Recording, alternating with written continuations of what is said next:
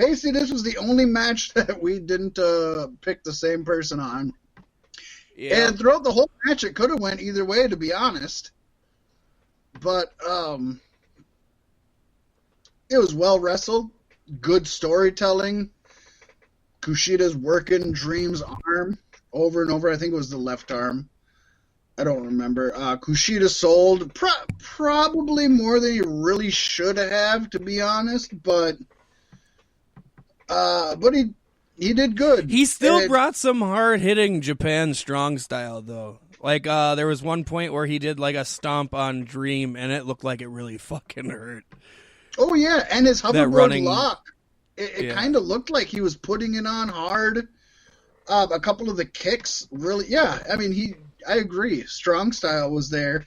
But I think the match really, really grew at the end of the match. Afterwards, when Kushida just really fully embraced the heel in him and just beat the shit out of Dream and ripped his arm out of the socket, and Dream sold it amazingly. Yeah, Dream sold it amazingly. Referees tried to stop it. It was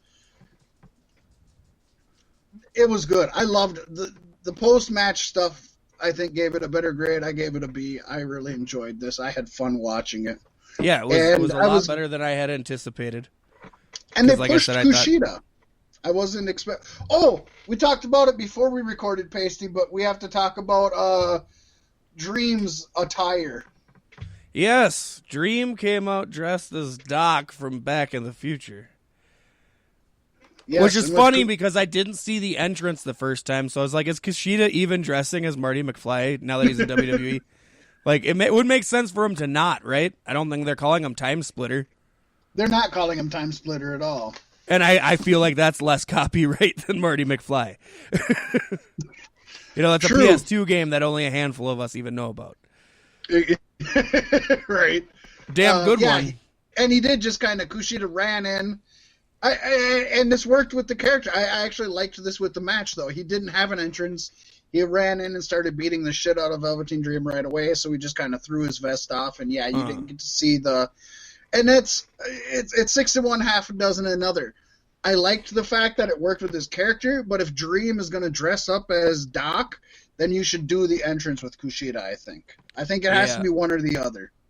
I honestly think what I like most about this match was the next day when Triple H made a tweet that said something along the lines of Velveteen Dream's immaturity in his life is what's holding him back in his career. So, like, he sent Kushida after Dream to teach him a lesson.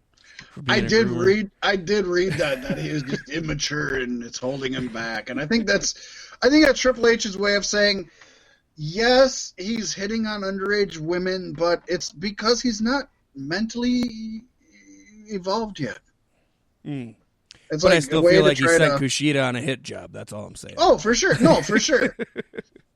It's just one of those things, too, where it's like, yeah, I think you're just kind of you're trying to explain why you have somebody who's been hitting on minor women, and nothing's pointed to the opposite of it other than Vince McMahon or other than Triple H saying we've looked into it and see nothing for it. Yeah. Yeah. Yeah. Yeah. So then we had the Cruiserweight Championship match, seeing Santos Escobar defeating Isaiah Scott. What a upset. Yeah. And kind of a shitty finish. Yeah, it was weird. Like, there's two of them or something. Is there, or does he play two people? I'm still trying to wrap my head around that whole thing. He has a group. That's his Phantasmo group, because he was a Phantasmo in CMLL. So he has his group. There's 3 of them. Mm. They're part of a faction. We like the factions, and factions are in style again all of a sudden. So that was cool, and I liked it, but I just didn't like the way so much that it ended. But otherwise, a good cruiserweight match, I thought. Yeah, it was fast-paced. There was a lot of action. They gave him 15 minutes. That's really good, especially for a cruiserweight match. Oh, way It's not more on a than pre-show. It's not the opener. It's, I think, good placement. And I think cruiserweight is a good fit for NXT. just makes me question why the fuck is there still a 205 Live? Well, so I'm wondering, and I was going to ask you, and you may or may not know the answer to this. So they said this was the very first NXT Cruiserweight title. They either said match or defense. I think it was a defense on a takeover. So yeah, they're calling it the NXT Cruiserweight Championship now too. Okay, so it is kind of a brand new title. No longer they're ignoring the 205 shit probably until they want to bring up a fact about it, and then they'll add it in there.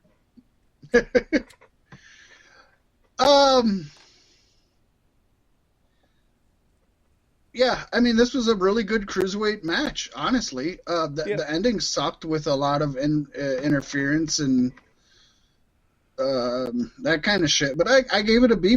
I really enjoyed it, I guess, honestly. B+ is what, I mean, unless it's a standout cruiserweight match, that's kind of what you insert them for, right? Here, right, we're going to have a B+, A- match right here. So let's just throw two unless you're in cruiserweights Japan. Oh, too right. Or Mexico, or Puerto Rico, Cuba, Germany. Anywhere but America. Anywhere other but America. Yeah, exactly. Anywhere but the United States. We got NXT Women's Championship match. Io Shirai defeated Candice LeRae. Even though I picked Io Shirai to win, I was rooting for Candice LeRae the whole time. She lost, but god damn did they put on an awesome fucking match. I loved this match, Pacey. It was a good match. About it, but I loved it. It was a good match. I don't know. I feel like they were telling a story that should have also been told during Gargano's match, but they didn't bring it up at all, but how they were going to both win the championships and take back their house or whatever. And then, Johnny coming out. That, to me, wasn't necessary. It would have made more sense if Candice would have been helpful to him in his match instead of just letting him lose. Yeah, I didn't think either one. But overall, the women had a good match. I'm not going to take it away from them. A lot of back and forth. A lot of false finishes. Really, really strong effort. The end was overbooked. I probably would have gave this an A, maybe an A+, personally. But the ending kind of shit on it for me. But then you got the post-match shit, which I'm also bringing into this. You had Toni Storm. She popped up on the monitor and made her impressions felt. She's coming to NXT and she's coming for the championship. Then we found out that Ember Moon was the woman on the motorcycle, which I knew nothing about the woman on the motorcycle. Right. But that's okay, because I marked out because it was Ember Moon, and I'm fucking... Right. She was treated like shit on the main roster, and when I found out she was on NXT, I'm like, fuck, she can ride a motorcycle, she can ride a go-kart, she can ride a fucking tricycle or a unicycle. I don't give a shit. As long as she's back in NXT, I'm marking the fuck out.